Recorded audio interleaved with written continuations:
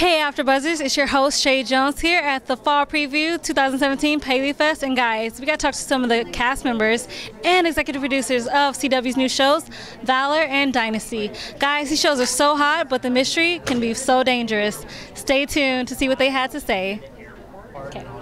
So this is the Dynasty reboot, and how did you come to, get this part? Actually, for those people who watch The Vampire Diaries on the CW, Julie Plec very kindly gave me the role of Sybil, which is one of The Vampire Diaries' last villains, and I'd been auditioning for that show for like the entire 8 years, so it was like right at the end, she's like, this is your role, and it was perfect because it was clearly the one that was meant for me and was able to showcase me in a way where the CW noticed, and they, just put me aside and asked me to take this Dynasty meeting, and it all went well. And at the time I was like, what is this show? I've heard of it, obviously, but I'd never watched it growing up. It wasn't my generation.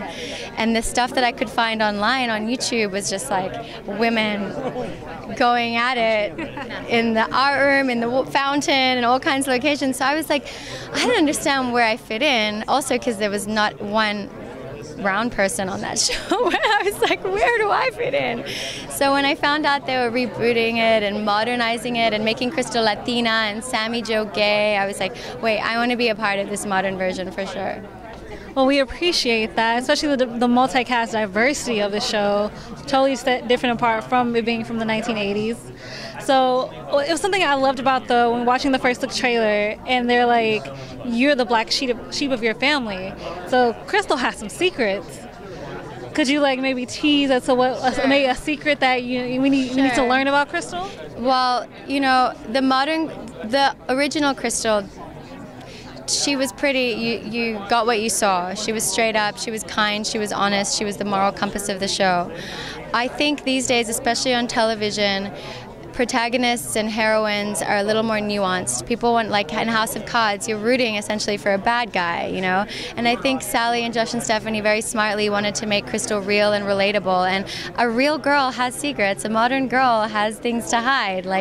It's just part of being in a modern society. We've all got skeletons in our closet. And Crystal's come from her background in fleeing Venezuela, fleeing a country that is really going through some political drama right now, and so she had to do what she needed to do to survive, and some of those things were morally ambiguous, and they'll catch up with her on the show. Well, Crystal and Fallon have some tension. I'll call it tension. What is Crystal's motivation? Does she really love Blake? Absolutely. That was one of the most important things from the original story that we wanted to keep in the reboot. Crystal and Blake's love could not be questioned. I mean, in the original, so many things happened to them, but they managed to stay together and endure, and I think that really resonated with people, and people wanted to see that on television, And I think that was really important when we were casting for Blake Carrington, because I was cast first. They had me meet with a lot of different actors, and not all of their relationships felt like they could have been authentic. If you put me with a 50-year-old man, sometimes you could look at it and be like, well, why is she there? Is she a gold digger? But the moment they put Grant and I side by side, you could see that even if you took away the billionaire aspect, you could see the potential for these two people to really love each other as humans, and that's what's going on with Blake and Crystal. I think the fact that he's a billionaire and that he comes with all this Carrington baggage is actually not a plus for her. That's actually something that maybe repels her, because it comes with a lot of drama. She's not there for the money. She's really there because she loves him. What was your favorite scene to shoot while filming? Goodness.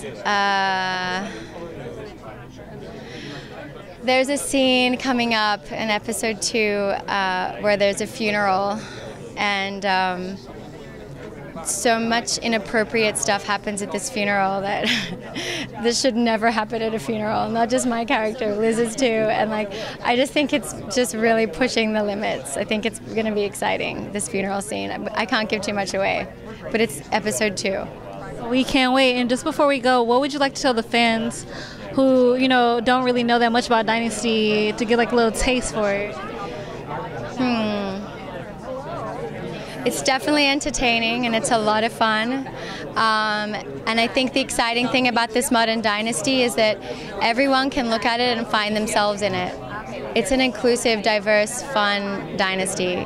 It's not, the original was kind of like about this 1% of society, you know, and this one is really paints with a lot of different colors. It's a very colorful show that everyone can find themselves in. Thank you so much. It was great talking to you. Lovely talking to you too.